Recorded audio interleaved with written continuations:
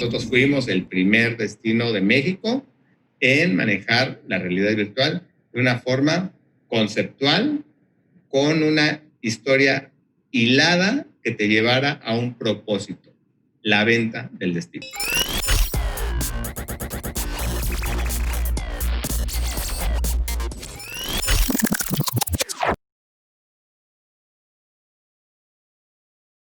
Saúl, muchas gracias por estar con nosotros en este episodio de Future Makers.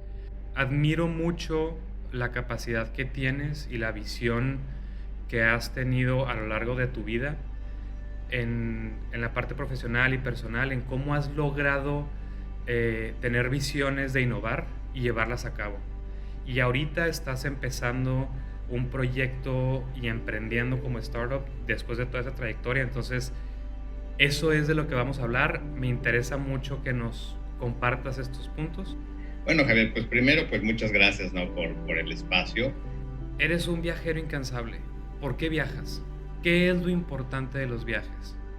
¿Por qué viajo? Porque yo creo que viajar es una forma de conectarte contigo mismo. Entonces viajar siempre ha sido como parte de mi ADN y te va inspirando a tener historias. ¿Cuáles son los destinos que más te han marcado? Pues mira, uno de ellos definitivamente fue Israel. He estado 2 veces en Israel. Ir a Nueva Zelanda fue una cosa extraordinaria, decir que estás 16 horas diferente a tu uso horario y ver paisajes extraordinarios y una lealtad también a lo que son los neozelandeses, igual que los australianos. Por supuesto, Yucatán con sus municipios, Oaxaca. Y pues la Ciudad de México, que es extraordinaria, es maravillosa. En tu carrera profesional como secretario de turismo y en las diferentes áreas en donde has estado, ¿cómo aportó en tu visión para innovar y para traer como ideas nuevas y retar lo convencional? Que no pone en práctica algo que aprendió en un viaje, yo creo que debería de sentarse un ratito, relajarse, reflexionar y decir, híjole, pues en mi siguiente viaje sí tengo que traerme algo para innovar. Viajar es innovar. Me gustaría entrar como a materia y hablar de este proyecto que hiciste en Chichén Itzá. ¿Cómo empieza la idea? ¿Cómo lo estructuraste? ¿Cuáles fueron los retos? Y un poco lo que sucedió después. Yo creo que Chichén Itzá siempre ha tenido sus puntos de innovación y de modelo para todo el país. Ya había algunos antecedentes. Claro. Se estaba pretendiendo hacer en Chichén Itzá, y lo voy a decir abiertamente, pues lo que se estaba haciendo en Europa en aquel momento, ¿no? De videomappings en las catedrales, sobre todo en Francia. Había que darle ese nuevo twist que se requería, y lo primero que fue es decir, no son espectáculos, tiene que ser una experiencia. Y algo bien interesante de innovación, Juan Javier, fue lo que hizo Colab. Ellos hicieron una pirámide a escala en sus laboratorios, en sus talleres, en sus oficinas, y empezaron a hacer ahí las pruebas en cuanto a lo que tú decías de la precisión, pero pues esos eran trabajos que llevaron meses. Entonces, mientras la empresa estaba trabajando con ello, pues yo estaba haciendo mi trabajo con el Instituto Nacional de Antropología e Historia, porque pues el guión era otra parte. Tenemos que dejar al que vaya a Noches de Cuculcán con una expectativa de qué más pasaba en Chichén. Un poco complementando ahí, creo que la experiencia de ir a un sitio arqueológico en la noche y verlo con el cielo estrellado y entrar a este lugar como mágico en silencio y luego que te cuenten la historia y el significado y poder apreciarlo de una forma diferente al día, ahí está donde la gente dijo, quiero. Noches de Cuculcán nos abrió así absolutamente la puerta, y ahora fueron recorridos, fueron experiencias nocturnas de Noches de Cuculcán.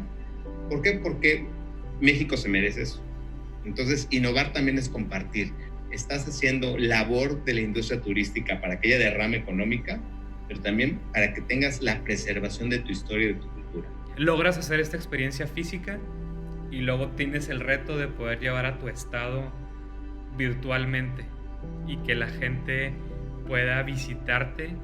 Y entonces cuando surge la realidad virtual y que Google sacó su primer video y Samsung también y estaba muy decides innovar en ese tema. Platícame cómo fue pues yo ya estaba como que encarrilándome a todo este tema y llegaron después, posteriormente, un par de años después del 2012, pues estos muchachos y les decía, bueno, a ver, cuéntenme qué traen y lo vemos y sí, pues eran unos videos y sacaron así como que unos goggles medios raros, así que pues yo sí había visto, pero decía yo, a ver qué es. Nos pusieron y ve para arriba y ve para abajo y sí ve el mar, está todo muy bonito y todo, y decía, bueno, pues esto como que sí me agrada, ¿no? Y empezaba a pensar precisamente cómo acercabas a la gente con tu destino.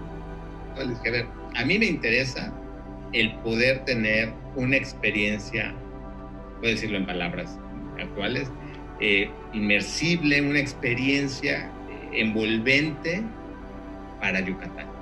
Entonces uno de ellos, que se llama Javier también, me acuerdo, dijo, bueno, pues oye, fíjate, secretario, que no sé si tú no tengas inconveniente, pero nos acercamos a Samsung porque pues, ellos traen la tecnología y les gustó y están interesados en platicar contigo.